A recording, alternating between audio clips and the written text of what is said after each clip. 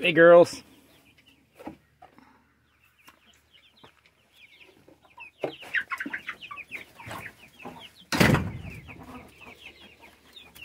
So I've left these eggs in here for a few days because being outside in this temperature is better than being in the air-conditioned house. It's July 5th.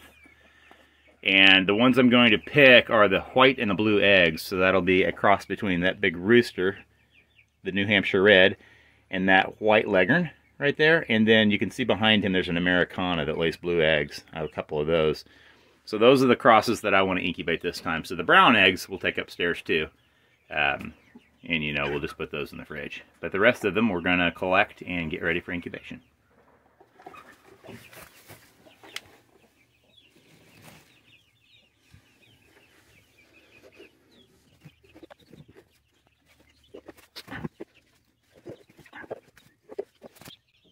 So it looks like we have 2, 4, 6, 8, 10, 11 leghorn crosses, and then 2, 4, 6, 8 of the Americanas. And this is in the same amount of time. There were twice as many Americana hens. I have two of them, and I have only one of these, but these guys lay every day. Americanas only lay, once every 2 or 3 days. But they have the pretty blue eggs, like you can see. So I'll take these upstairs, and we'll wipe them off just a little bit. We don't want to wipe the bloom off the outside of the egg, but we'll prep them and get them ready to incubate. Alright, so I brought the eggs inside, and we're not gonna polish them or anything like that. Any of them that have any chicken stuff on the outside, though, I'm just taking a damp paper towel, and we're gonna clean that off just a little bit, only in the area it is, not the whole egg. I don't know if it helps or hurts, but this is something I do each time, so we'll do all these eggs that way.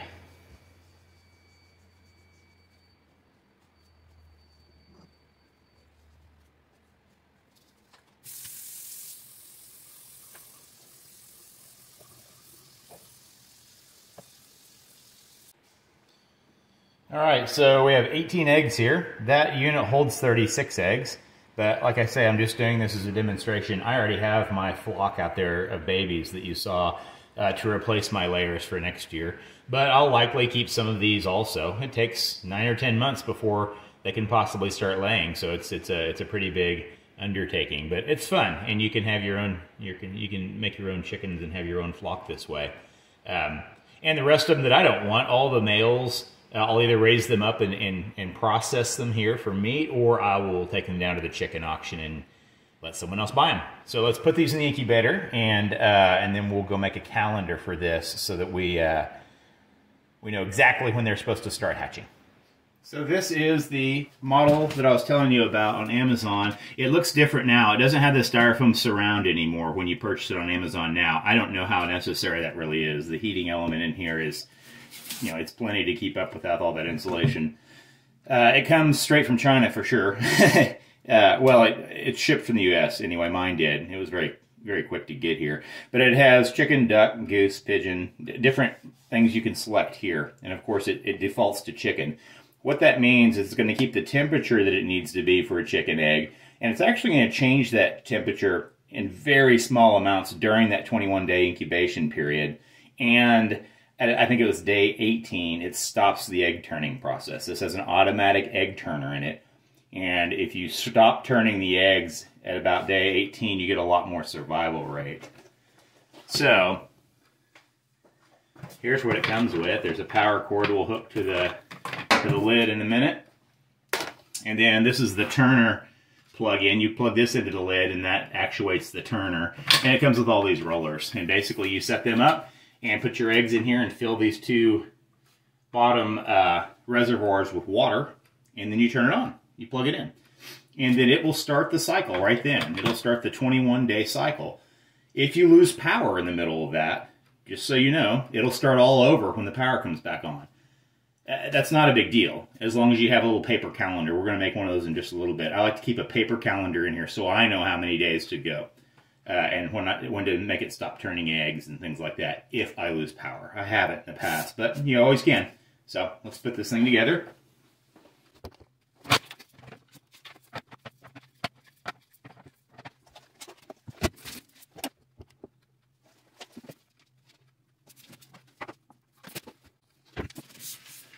Now there are two reservoirs here, one kind of over on this side and one on this side. If you wanted less humidity, you could just fill one up. I always fill both of them up, and I use 1.5 cups of already preheated, really hot water straight out of the tap in each side. And I've put a piece of paper down underneath this incubator so it doesn't make a mess. It's butcher paper, so it's waterproof, and that'll keep it nice and clean. And then about every 3 or 4 days, you'll see the humidity level will drop to the point to where you just put another 1.5 cups of hot water in each side.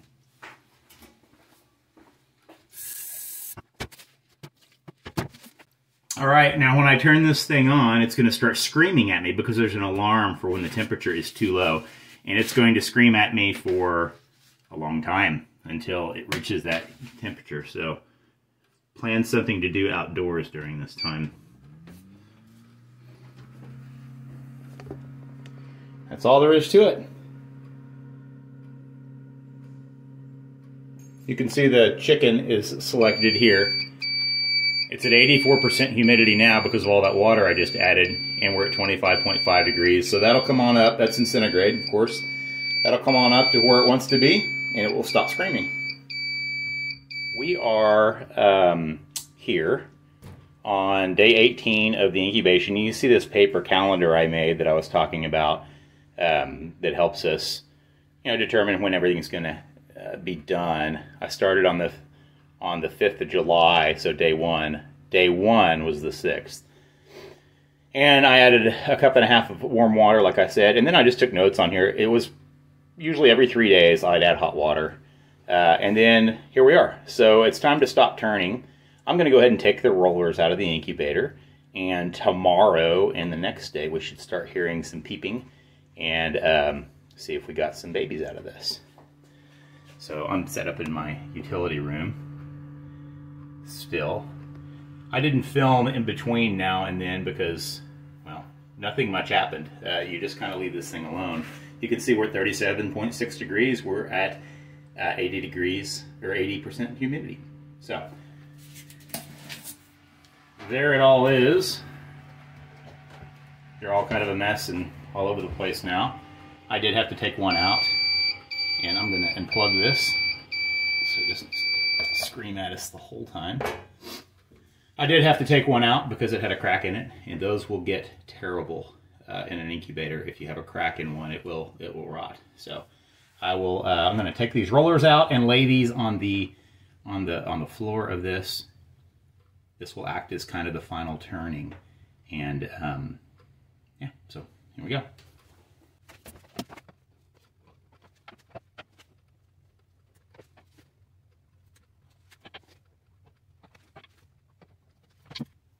All right, so there they all are, and I will put the lid back on here and add some more warm water just so that it stays in the humidity for the next 2 days like it's supposed to, and we'll wait and see what happens. This is today. It's Saturday. It's the next day after I took the turners out, and we'll check on these. We should start having a few breaking free. So let me get this lid off here, and I'll be right back. Okay, so sure enough, this one, let's see how close I can get and keep it in focus. You see there, it's starting to break through. So that will, probably by the end of the day, be a little baby chick. I don't see any others, but it all kind of happens at once. And like I said before, I don't know what the rate of fertilization was with these. I only have one rooster, and so I have lots of hens. So, but we'll see. So here's the brooder setup. I've built this out of 2x2s and 1/2 inch by 1/2 inch steel galvanized hardware cloth that I stapled onto there after I screwed the frames together. It does have a lid that opens up, and it holds the heat lamp on it. And I have a water jug. The first few days I put a piece of paper at the bottom. There's our newborn. I keep a thermometer in there so that I know it's staying right around 100 degrees, and they can get over there underneath the light if they need to, or they can back away into the shade. They can kind of control their own temperature. I just have to make sure it's around 100. And then the way I built this brooder is I made it have a 24-inch wide footprint so that this 30-inch craft paper that I buy at Walmart rolls out underneath it. And so I just need to come by here with a pair of scissors and cut right here, and I can roll up all their waste and throw it away. And I don't have any trays to clean. So that's the brooder setup. That's its first little inhabitant. A little one. And there'll be more to come.